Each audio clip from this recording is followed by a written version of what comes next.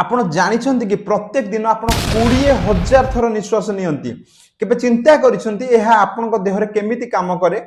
आपनको देहरे थिबा respiratory system आपनको oxygen आनी देथे एवं कार्बन डाइऑक्साइड छाडी देथाय आपनको देहरे एक ऑटोमेटिक एयर फिल्टर सिस्टम अछि लंग्स एयरवेज एवं डायफ्राम ये तीनोटी एक पंपिंग मशीन भलिया काम करंती जहां आपनको ऑक्सीजन ब्लड को पुश करंती एवं अदर वेस्ट गैस सब रिमूव कर दियंती प्रत्येक दिन आपनकर मसल्स हार्ट ब्रेन बहुत मात्रा रे ऑक्सीजन रिक्वायर्ड करिथाय आपनको सुस्थ रखिबारे जदि आपनकर चेस्ट फुली जाउची निश्वास प्रश्वास नबारे व्याघात सृष्टि हेउची कौन सी एक्टिविटी करिबारे इच्छा ही रहुनी तबे आपण बुझी निहंतु आपनकर रेस्पिरेटरी सिस्टम एवं लंग्स रे किछि प्रॉब्लम हेची आपण तीनोटी स्टेप फॉलो करि परिबे स्टेप नंबर 1